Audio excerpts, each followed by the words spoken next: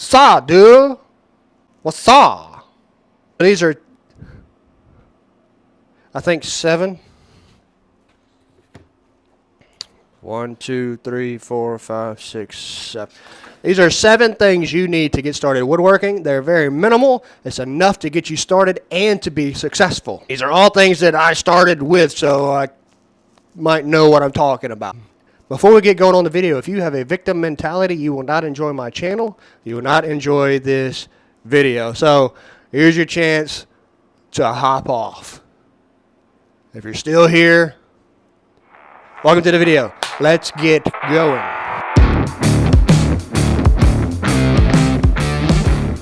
And so this doesn't really count on the list. This is just a bonus thing that you need to start woodworking to be successful.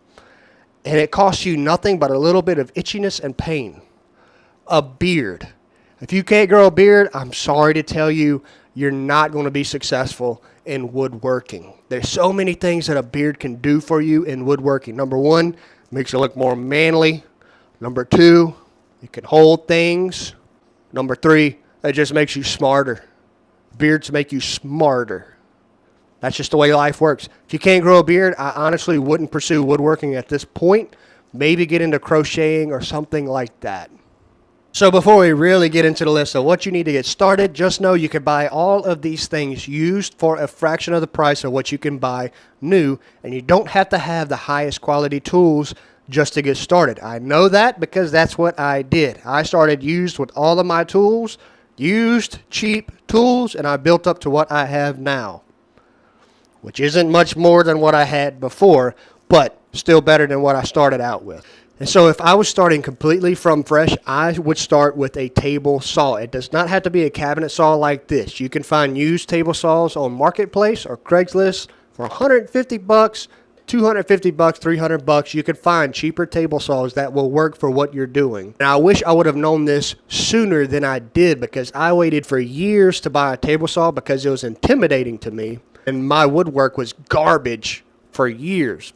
This will greatly improve your quality of work. You can do so much with a table saw that you can't do with other tools. Starting out, I think the number 1 most important tool to start woodworking would be a table saw of any shape or size. You could buy the cheap contractor saws that you could pop up on a table. You could buy used saws, whatever you got to do. But a table saw would be the first saw that I would buy. A table saw will be the most useful tool in your shop. And I had a guy comment saying that he sees all these people doing beginner projects. You know what? I'll put it right here. Here's what I find annoying about this comment. Number 1, that's a victim mentality. Table saws aren't that expensive, especially if you buy a used table saw. Number 2, if I saw 10 people successful in doing something that I was interested in doing, and 9 out of those 10 people had one common factor, I would aim to get that common factor. If I saw 10 successful woodworker channels all doing projects, and 9 out of those 10 were using a table saw, you know what? I would probably catch a hint that maybe I should get a table saw. It's common sense. If you want to keep being a victim, keep being a victim. I'm going to keep going. The next thing I would buy starting over would be a benchtop planer. Planer is very good for surfacing wood very quickly, getting it down to even the nth of a dimension. I use a planer on every project I work on. This was one of the first tools I bought. Not this specific planer, but one of the first tools I bought was a planer, and it's an absolute game changer, especially for your finished product. Spend the money, get a planer. You can get them used all over Marketplace for $50 to $150. You don't have to go out and buy a new one. The knives, if you get the straight blade planers, the knives aren't that expensive. A planer really makes your life way easier, and it drastically improves your woodworking quality. Oh, a benchtop planer. Would I recommend this one? No, I would not. I regret buying this one. I'll be doing a review video soon if you're interested, but if you're not, just take me at my word right now. I would not buy this planer again. I've had the rigid planer, works phenomenal. I've had a Porter cable planer. It's kind of loud. It gets a little shaky, but it'll work. I have not had the DeWalt planer yet. That's probably going to be the next one I buy with the helical head. But you could start with a good used planer, $50 to $150 to get you going, and you won't regret the purchase. I guarantee it. And what you don't see is any links below, because I'm not trying to sell you something. I'm just giving you good, solid advice that I had to learn the hard way. The quality of your finished product is what's going to make or break your woodworking business or your woodworking hobby. If you don't have a good quality finish, you're not going to have a good thing to sell or a good thing to show off to people. The next thing I would get is any sander I can get my hand on. A random orbital sander will be your best friend and your worst enemy. Now, out of all of these sanders, this is my most used one. I spent too much money on this one for it to suck the way that it does. This has been my most used sander, the Makita orbital sander. I did have a Ryobi sander for years, and it worked just fine. This is not a random orbital sander. This is just a disc sander. And what it does is help to level out surfaces that are just the nth off. I don't really use a hand planer that much. This works great for roughing surfaces in to where I could use the orbital sander. Haven't used this one this much. I don't really recommend getting the square one. I used it for some furniture that I did, and I haven't really laid hands on it since. These two sanders are my most used sanders in my business throughout my woodworking career, hobby, whatever you want to call it. Get your hands on some good quality sanders and invest in good quality sandpaper. What I found worth investing in is anything that can improve the process or anything that can improve the finish. Sanders, you cannot get past sanding if you want to make a good product. And before I keep going, for most of these things, you could find this stuff used on Marketplace, or you can find them in a pawn shop for very cheap. So look there before you buy brand new tools. The next thing I would buy is 3/4 inch plywood. There's so much you could do with plywood. There's so many jigs you can make. You don't have to spend a lot of money on a joiner. You can make a joiner jig. You can make crosscut sleds. You can make work tables. You can make all manner of things that will help you get going on your woodworking hobby or career. Now, I would lump in a long level, because this also helps you joint wood very quickly, very efficiently, and very easy to use. A good solid straight edge is all you need to joint wood. 3/4 inch plywood is your best friend, especially if you don't have a big budget to buy a ton of tools or a nice work table, stuff like that. 3/4 inch plywood. Yes, it is pricey. If you have a lumber mill in your area, their 3/4 plywood tends to be of higher quality and lower price, rather than a big box store. That's the next thing I would buy, 3/4 plywood.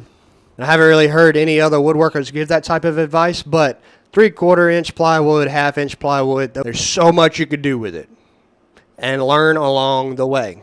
And they will get you to the point to where you can afford to buy the tool to replace the jig, which is really the goal.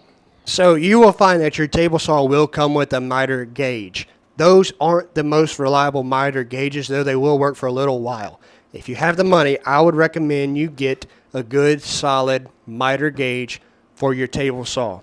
I have used this Incra miter gauge for years, and it's phenomenal. It's not that expensive. It's very affordable. Put a good solid straight fence on it that's replaceable. It works great. Get a good miter gauge. It will greatly improve your woodworking experience, and you can thank me later. I use this miter gauge on every single project I work on. Moving on. If you've watched any number of woodworking videos, there's the mantra, you can never have too many clamps, and that is absolutely true. So the next thing I would advise you to buy is as many clamps as you can get your hands on. Now, you don't have to have the best K bodies. They're very expensive. They're very nice. I love having them, but the price point is prohibitive, especially for a beginner. I think they're at $65 a piece now. I got mine when they were only at $45 a piece. Your best friend will be bar clamps. If you have a budget, if you're on a strict budget, bar clamps are in every pawn shop you can walk through the door. They're very cheap. You can even buy these pieces new at Lowe's or Home Depot. Get the bar. You want to spend a little more, but if you go to a pawn shop, look at any estate sale or yard sale, there are bar clamps everywhere, and these are phenomenal. I have all sorts of bar clamps. These clamps are 99 cents a piece at the big box store. I pick up a couple every now and then to build up my collection. Bar clamps, if you can afford them, K-bodies are worth the every penny you could spend on it, but I know they're expensive. S-style clamps, so here's the thing, I don't really use these clamps that much. I spent a solid investment in getting some good S-body clamps, and I don't use them that much. So I would recommend bar clamps starting off. Go to a pawn shop, get some used bar clamps. They're perfectly fine. And then move up from there as you can afford it. My technique for picking up clamps upon clamps is to buy a clamp once every couple of months. I'll go buy a K-body while I'm at the big box store, or I'll go buy an S-clamp. These smaller clamps, these absolutely come in handy. I'm going to work on getting more of these. Clamps, clamps, clamps, clamps, clamps. I think it's self-explanatory at this point. So the last but certainly not least thing I would buy is a good dust collector. This one was pretty cheap on Amazon for like 130 bucks, I believe. A little Shop Fox dust collector, hooked it up to a cyclone, got the hose. You don't need the cyclone. You can make ends meet with whatever you can afford, but dust collection makes woodworking so much more enjoyable. You're not going to get all the dust out of the air, but you can get most of it. I highly recommend you get a dust collector as soon as you can. That could be in the form of an actual dust collector, or it could be like I have on my miter saw, a shop vac hooked up to a dust deputy. That works just fine as well. But if you can hook it up to your table saw, that's the ideal tool you want to hook it up to. Your table saw and your planer. Unless you could plane outside, whatever you want to do. Dust collection. Get a dust collector. And so that's going to wrap up this video. You really don't need that much to get started. You don't need all the fancy tools to get started. Oh, wait. One more thing.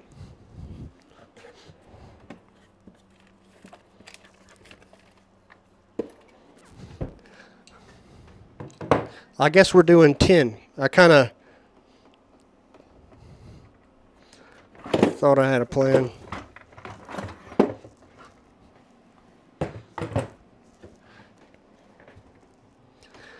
One last thing I would recommend you get.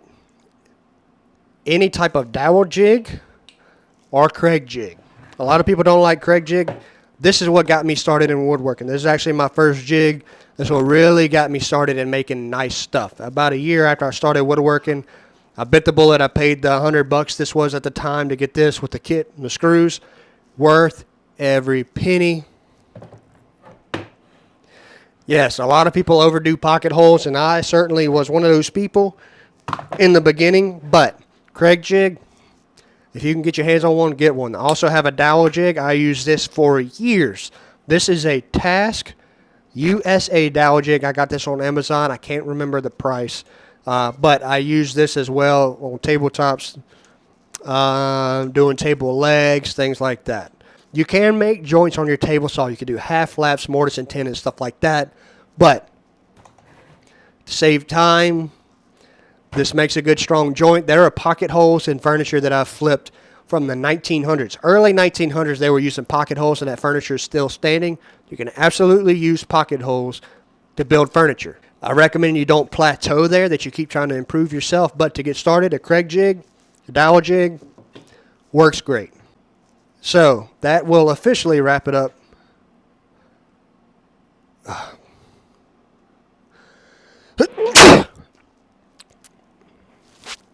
Okay. Now that that's done, that will wrap it up for this video. This is just what you need to get started. You don't need fancy tools. You don't need commercial grade, industrial grade. I started with beginner tools. Don't make a comment, oh, it must be nice to have $20,000. I don't have $20,000 worth of tools to start out with. I have an industrial size shop. Make do with what you can get your hands on. That's how I started. That's how I built up to what I have now, and that's how I'm continuing to build. A lot of you are commenting that you are beginners on my channel. This is what I would recommend you to get in order to enjoy the hobby from the get-go. If you can't afford all these tools at the same time, that's fine. Just do what you can do. Make do with what you have. But, big announcement. So, I will do a video next week on who gets the domino joiner, who gets the laser engraver. I have been getting a ton, an absolute ton, thousands of emails lately.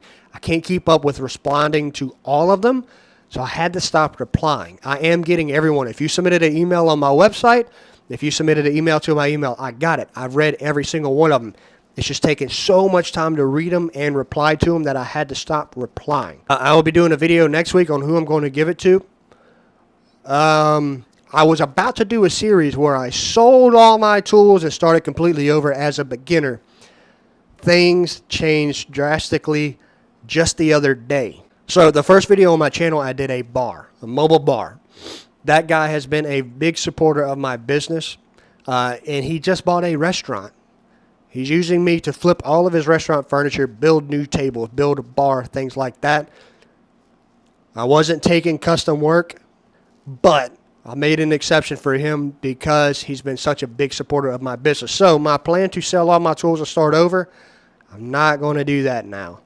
I've got to get, this was such a big opportunity that I couldn't pass it up on it. So I'm going to take you along with me. We're about to build a bigger shop.